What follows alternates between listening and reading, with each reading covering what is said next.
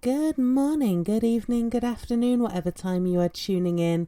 Welcome to Homesteading and Gardening in the Suburbs. I'm Emma from Misfit Gardening, and I know most gardeners are wanting that perfect garden, right? Seeing your vegetable crops flourish, there's lots of fruits that are just ripe for the picking. Oh, that first red tomato of the season. Have you ever looked on Instagram or Pinterest or even YouTube at garden tours or pictures of gardens generally? A few minutes down that rabbit hole just leaves one having a really strange need to attain a mythological creature known as the perfect garden, right? No garden is perfect. Not every garden has got, ideal soil or enough sun, right? Some of us have drainage problems, or, we don't have enough protection from the critters in our garden, right? Some people are battling squirrels that are constantly in their garden. Other people, it's raccoons, right? It really depends on what you have. But there's a couple of things that we can do as gardeners and stewards of the land to help our little patch grow and flourish. So today I want to talk about 9 tips for a more productive garden, because sometimes we all need a little bit of a helping hand, and these are some strategies that I've used in my garden, and these are definitely ones that I'm going to be using in my new garden. So let's dig in. My first one is succession sowing, and you might be fed up with me mentioning this gardening trick, but I feel that it is so very underused in the garden. It's worth mentioning repeatedly.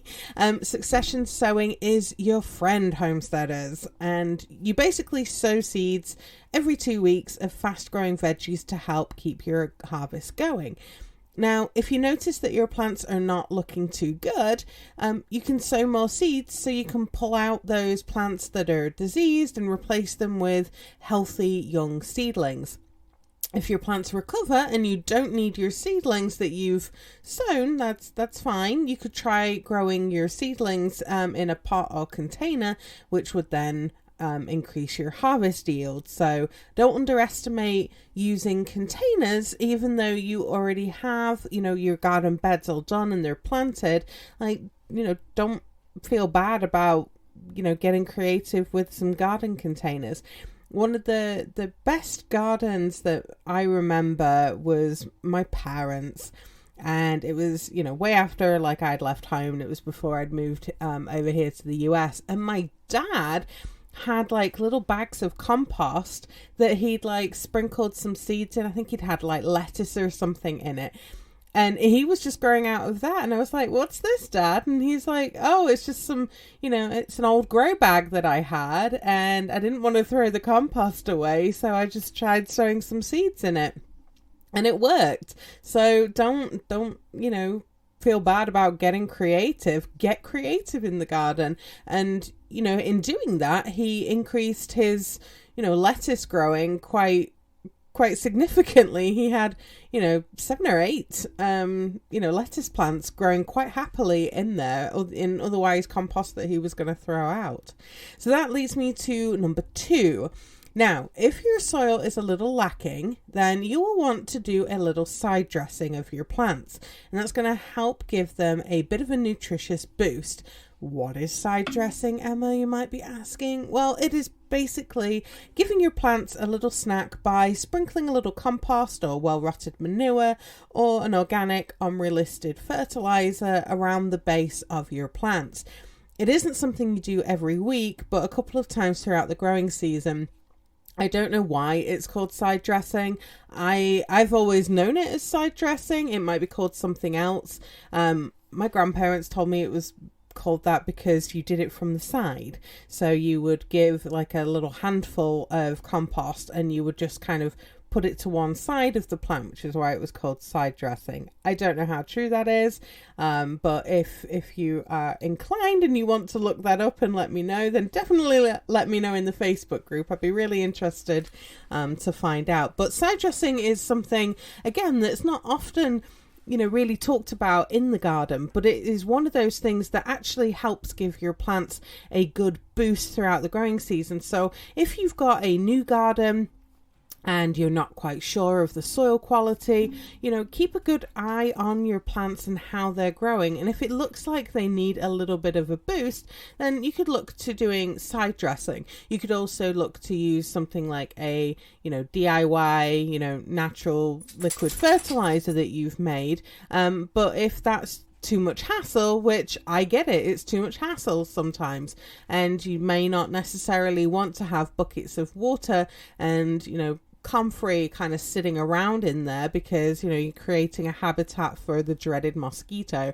Like, I get it, but side dressing doesn't involve you having to steep bits of plants in water to rot down to then turn into a liquid feed. It's just kind of putting some compost or well rotted manure to the side. So that might be something that you want to have a go with instead. All right, let's talk about mulch. So I mulch after I side dress with compost. Compost can be used as a mulch too, but I like to cover it again. So I like to use straw or lawn clippings around the plants to cover that compost and soil. It helps keep water in, and best of all, it keeps the weeds down. So using mulches like compost or straw, seaweed, lawn clippings you can use as long as you don't use weed killer on your lawn. All right, you don't want that coming into the garden because that's going to kill off your beloved veggies that you're trying to grow. So, you want to have something that is natural, that is going to break down for your mulch. I loved seaweed, right? Seaweed was a really good one. It's been years since I've been able... Oh my gosh, I need to look at using seaweed. Oh my goodness. I don't know why I didn't think of that until now, and I'm recording this podcast. So when I lived in the UK, I lived really close to the seaside. So I would often, take the dogs for a walk on the beach, and I would, go for a run. It was a long time ago now. It's like donkey's years ago. But one of the things that I loved was, I was able to harvest seaweed and use it in the garden. Now, of course, that was a long time ago. So, definitely would need to check the regulations, and I definitely need to look at the regulations here in Maine to see whether that is something I can actually do. So before heading off with a bucket and spade and you wanting to collect seaweed for the garden, definitely make sure that you check with the regulations, because we don't want to be doing something that we shouldn't. But, seaweed was a really great mulch in the garden because you just rinse the salt off and then cover that, on top of the soil. And, eventually it would break down. It brings in all of these trace minerals into the soil, which can be a real benefit for your plants. But, if you don't live near the ocean anymore, or you're not able to harvest seaweed due to regulations and stuff, that's totally fine. You don't need it for your garden. Good old compost or, lawn clippings, straw, anything that is going to break down and feed the soil long term is going to, work just great for the garden. You will need to reapply mulch periodically throughout the growing season because earthworms and other creatures are helping break them down and take them down into the soil where they can work their magic in feeding your plants. Right? Mulches are great. Mulches conserve water in the soil, which means that you have to water less in the garden. And of course, having fewer weeds means that you can spend more time actually enjoying the garden rather than hoeing weeds out between the rows or being on your hands and knees and pulling them out by hand. So I love to combine side dressing with compost with mulching because I'm able to kind of provide, sort of slow release methods of feeding the plants that's going to help not only improve the soil structure, because we're adding more organic matter to the soil, we're bringing more earthworms into our garden space, which is only a good thing. And of course, we're going to be having all those other benefits of, more nutrition, more moisture retention, and our plants are going to thank us for it. So that's another tip. All right, let's move on to tip number 4, which is the power of flowers. Companion plants are great. I have done a couple of podcasts and blog posts about them. And planting more flowers or flowering plants is going to help bring the pollinators that will help pollinate your edible flowering plants. So if you're seeing flowers on your squashes, your cucumbers, melons, watermelons, beans, peas, okra, chilies, sweet peppers, and eggplant, just to name a few, and you only see flowers but they're not forming fruit, then you might want to think about bringing in the pollinators. So if you've noticed a bit of a trend in the garden where you're growing these things but they're not setting fruits, or you just notice generally that there's not a lot of bees or other pollinators about, then try growing some flowers in and around the garden to help attract these things to where you're growing your veggies, right? You want to be thinking simple flowers because those seem to bring in the pollinators the best. So things like cosmos or nasturtium, petunia, scented blooms like Sweet William or bergamot are also lovely but very popular in other gardens, like particularly like kind of potager gardens or allotments in the UK. Like I saw Sweet William growing all the time. My grandmother grew Sweet William right by her garden patch. Oh, the scent of Sweet William and sweet peas. Sweet peas are not edible, neither's Sweet William, but the smell of those just kind of takes me back to my grandmother's garden, and she would have them growing, near the garden, but she was always very, careful to explain, like, you can't eat these are not edible. So she didn't have like the sweet peas growing in the garden where, us as kids could get them muddled up with the edible peas. So she kind of had them off to the side, but the sweet peas were just like alive with all of these pollinators there. And then, the pollinators then obviously saw, the flowers on the beans and the flowers on the actual peas, the edible peas, and all of the other plants that were growing in there that needed the pollination. So it was a great way to bring them in. But one of the things that, we don't just want to concentrate on our daytime pollinators. There's also pollinators at night. There's various moths that are, pollinators of loofah or gourds. And I think also bitter melon is another one that is pollinated at night by moths. So, having plants that are, evening scented, like night scented nicotiana, for example, those are going to help draw in those moths or the pollinators on an evening that are going to help with the pollination of your loofah and gourds and things like that. So if you're having trouble with some of these plants actually forming fruit, maybe also try growing some flowers as well. But if the flowers are not working, then there is always tip number 5, which is hand pollination. And if you're a bit impatient waiting for the bees to do their thing, I get it. I am probably one of the world's greatest impatient people, which is somewhat ironic with my garden because I'm quite patient at the garden. I'm pretty patient at crochet. But for the rest of the stuff, I'm very, very impatient. But hand pollinating is a good skill to have, especially if you are going to dig into the wonderful realm of plant breeding and seed saving.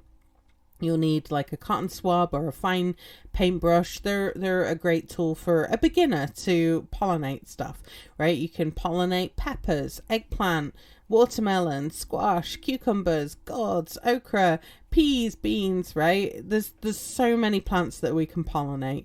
And all that we do is we just pick up pollen from the anthers on the brush of the cotton swab, and then we're going to lightly brush that pollen over the stamen of the flower. And you want to do that on all of the open flowers on your plant or the plants that you're wanting to pollinate to increase those chances of fruit production. By fruit, I mean, a squash forming, a bean forming, a pepper forming, etc. If you can, you want to use like a separate brush or cotton swab for each plant type, so have one for your melon, another one for your okra or whatever. It's not going to hurt if you don't, but it might improve your chances of the actual pollen from that plant species being transferred onto that stamen, right? And we want to help our plants have the best chance that they can. So if you're wanting to do a little heirloom seed saving and you only want to pollinate flowers of the same variety of several plants. So let's say that you have Amish melons and you have 3 plants in one area of the garden. And over on the other side of the garden, you've got another melon variety that you're trying. I don't know, let's say it's Missouri Gold. So you want to save your seeds from your Amish melons. So to keep them as Amish melons, you want to be pollinating the Amish melon plants only. You don't want to pollinate your Missouri Gold melon plant and then, take that same brush or swab over to your Amish melons, because that's going to cross-pollinate and cross-pollinate those varieties. And that's great if you're wanting to do some seed breeding or you want to create your own varieties, which I feel as a gardener is something we should all try to do. But it's not something that if you want to keep your varieties true to type or be the same as that parent plant that you want to happen. So you need to kind of consider that for your garden and seed saving.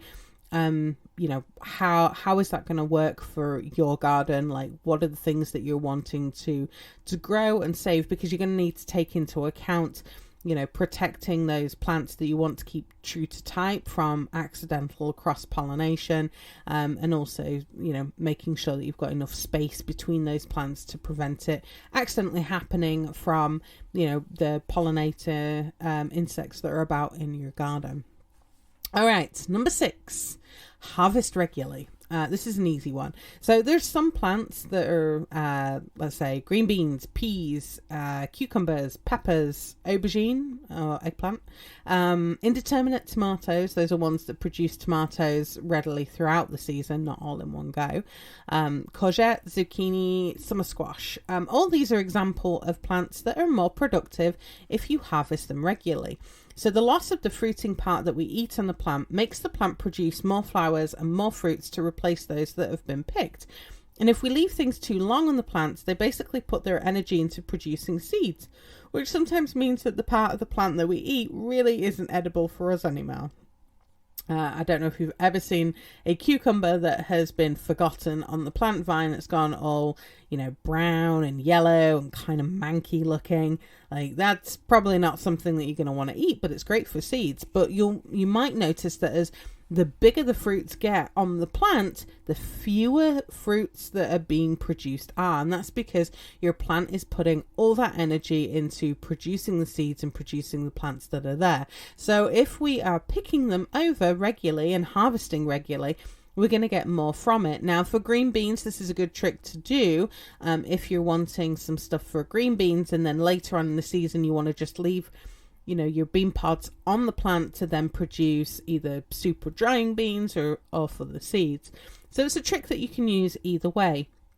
But just know that harvesting regularly means that you're going to improve that productivity of the garden with the plants that you have already growing. So it's a handy trick to think about and have in your gardening toolbox. All right, number 7 is shade. And this one takes a bit of planning and knowing your land, but you can use larger plants to provide shade to other plants that are a bit more sensitive to rising temperatures and sun damage. So try planting cauliflower or broccoli, lettuce as an example. Those ones readily kind of form flowering heads and bolt when it gets a little bit too hot. No, dog, I said bolt, not vault. The dog's right underneath the table as I'm recording this, and he's like, "Oh, you said my name." No, I didn't. Oh dear. So when plants are stressed out, certain plants will send up a flowering spike, right? We call that bolting or running to seed. And it's more common in, later on in the season when, the temperatures are a lot warmer, the sun's beating down a lot. So if we can figure out how our sun is moving across our garden, we can figure out like where the shade is going to be cast from taller growing plants. So if we planted our cauliflower and our broccoli and our lettuce in a position where a taller plant, I don't know, let's say sunflowers for example, are going to shade them in the afternoon, that's going to help reduce the amount of heat stress that they've got later on in the day. It's not going to prevent them from bolting or flowering completely, but it's going to help extend their growing a little bit longer in summer because they're having some respite from the sun.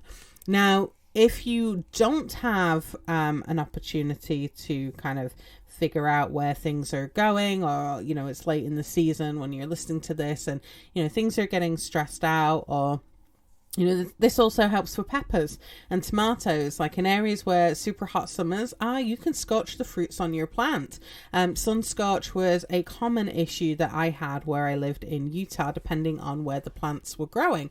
So I ended up moving my tomato plants to where they would get shade from the fence line on the afternoon, and that like stopped the sun scorch problems, because in the afternoon where that sun was really beating down on them, it stopped, you know, beating down on them, and they got some shade. So that really helped resolve that issue. But if you don't have tall plants, or you don't have anything that's going to be able to cast shade over, then you might want to think about investing in some shade cloth to give your plants that break from the heat of the sun. They have them where they let in, you know, a certain amount of light, so you can get a different shade cloth that will allow in a different percentage of light.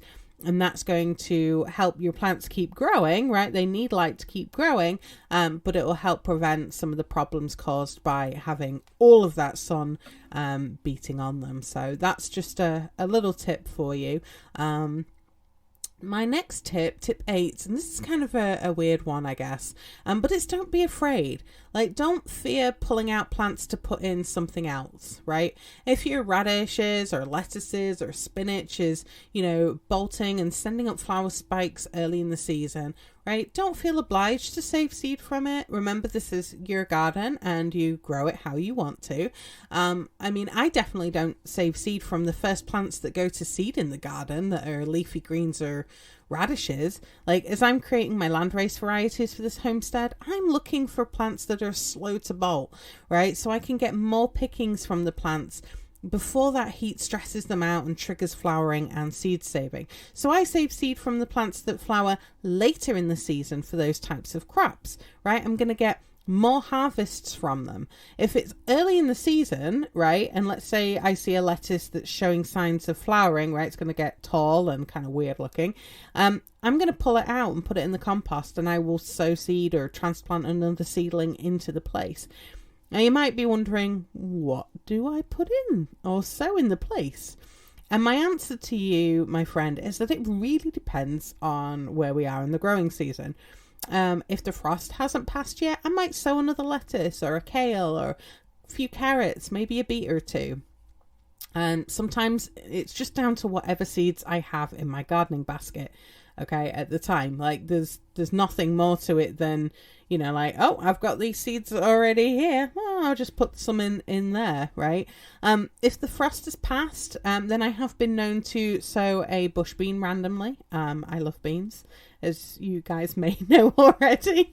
But I also sow herbs like basil or cilantro and coriander, you know, in the space. It just wants to be something that's small, something that's going to grow in that space, and something that's going to be relatively quick to grow, right? I'm not necessarily going to, you know, put in the space, you know, a pumpkin vine or a tomato plant or something like that. But I might, if it's an area where I am growing something, you know, just for the spring, and then once the last frost date in spring has passed, you know, then I will want to be putting those, you know, warm weather crops in there. Then I might, but that's what I mean by it really kind of depends on where we are in the growing season when those things sort of happen. The same goes for plants, you know, bigger plants that are succumbing to disease, right? Let's talk about tomatoes, for example. If you've got a number of trusses on your tomato plant and you're trying to see if they will ripen before the rest of the plant like dies off, right? If that plant is riddled with blight or something else, you're probably going to be better off cutting the trusses of the tomatoes off the plant, bringing those trusses of tomatoes inside, putting them by a sunny window and letting them ripen indoors, and pulling that diseased plant out of the garden, because you're going to reduce the risk of that disease spreading further in the garden. Sometimes it's better off to sacrifice that plant and pull it out to help everything else in your garden grow better, because certainly when it comes to diseased plants, like, I really don't want them hanging around in the garden, because the longer that they're there, the more likely they are to spread to the other plants that are nearby, which are doing okay for now. So don't be afraid to pull things up if you need to. It's okay, right? And, you know, even in the case of like the bigger tomato, right? Let's say that we had to whip that out because, you know, it's diseased, and, you know, okay, we've got some little tomatoes. They're not quite the size that I was hoping for, but I've got some tomatoes and they are ripening. They're going to ripen a lot slower, but they, you know, they will eventually ripen. You know, I could put something else in that space that's maybe not, you know, an issue for blight, right? I could maybe sow, I don't know, some root crops or something in the space. Maybe I'll put in some carrots, or maybe I'll put in some beets, right? I don't want to leave that space particularly. I can still use it to grow something, but I just have to grow something else in that space, if that makes sense. All right, and number 9. So the last one of today's podcast is try polyculture, and that's where you grow different plants together. It's also like companion planting, right? Some plants have total besties that they work well together, like tomato and basil or tomato and cilantro. They grow really well when they're together. I like to grow my herbs under my tomatoes. It makes them easier to pick, you know, pick things for dinner. Like, oh, okay, I've got some tomatoes. Oh, okay, I'll get some basil while I'm down here, right? You know, it makes it a lot easier for me. But, you know, you're also getting more from the space that you have by growing plants together. Beets and cilantro is another good one. Cucumber and radishes, carrots and onions, garlic and lettuce. Those grew well together for me too. There's so many different combination of plants that work well together, but of course the classic is the three sisters of corn, squash and beans, right? There's some planning that is needed when you do this though. The corn needs time to grow before you can plant your beans, because beans are really fast growing. They're going to overtake the corn. So you want to get your corn out first. They need to grow and become tall enough to actually provide a support for your climbing beans. So corn's usually the first to go in. When I've grown this method, I was able to grow beans and squash and sow those seeds at the same time. Now that I've moved, I don't know that I'm going to have that luxury, so it's going to be a bit of an experiment to find out. So it might be that the beans need to go in after the corn's grown a certain height. So there's time for those beans to actually grow and get out of the way of where, you know, the squash vines are going to form a carpet and block out everything. Maybe I can put the beans outside and then have, you know, a squash plant starting much earlier indoors and then transplant that out later. It's all kind of going to depend. And one of the things that, you know, and I guess this goes back to don't be afraid. Like, don't be afraid to experiment a little bit in the garden. But keeping notes and practicing these things in your garden, having that journal to go back to so you can really repeat your successes and take your learnings from the previous year to try something new, right? That's going to really help your garden flourish. It's going to help you capitalize on things that work well in the garden that you have, in the space that you have, and how you can really get more from your garden. So I would love to know from you, what's your favorite tip to get more from your garden? How do you improve productivity in your garden? Let me know over in the Facebook group. And until next time, I hope your garden grows beautifully, and I will see you next week.